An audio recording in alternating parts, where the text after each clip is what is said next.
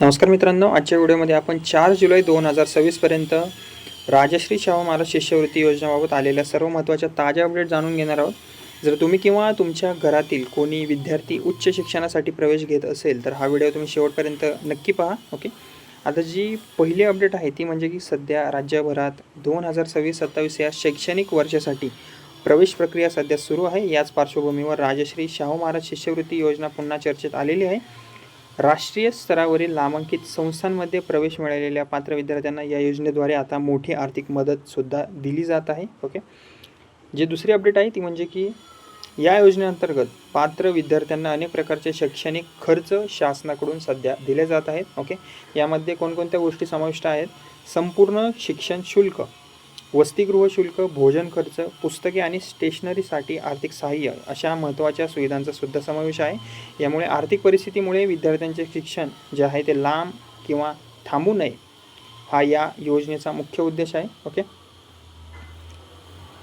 आता नंतरची अपडेट म्हणजे तिसरी अपडेट आपली की ती या योजनेचा लाभ घेण्यासाठी काही ज्या अटी आहेत त्या पूर्णसुद्धा कराव्या लागतात. विद्यार्थी अनुसूचित जाती म्हणजेच SC प्रवर्गातील असणे अत्यंत आवश्यक आहे. तसेच IIT, IIM, NIT, IISER किंवा इतर मान्यताप्राप्त राष्ट्रीय संस्थांमध्ये प्रवेश मिळालेला असावा त्यांचा. याशिवाय शासनाने निश्चित केलेल्या उत्पन्न मर्यादेचे पालन करणेही आवश्यक आहे.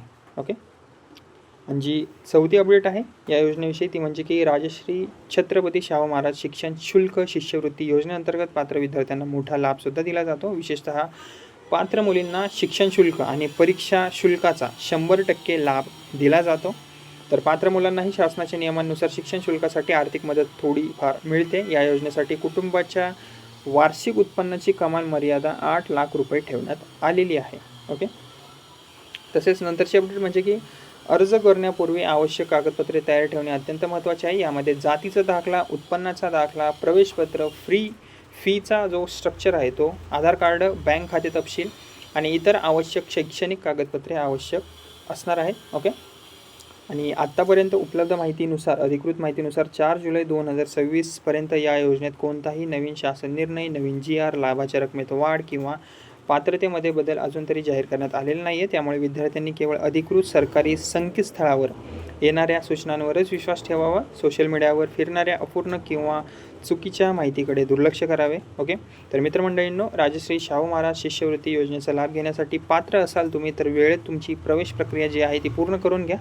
आवश्यक कागदपत्रे जी लागतील ती तयार करून ठेवा आणि अधिकृत सूचनांवर तुम्ही सतत लक्ष ठेवा. ओके, व्हिडिओ जर तुम्हाला उपयुक्त वाटला असेल तर व्हिडिओला लाईक करा. इतर विद्यार्थ्यांपर्यंत आणि पालकांपर्यंत हा व्हिडिओ नक्की शेअर करा.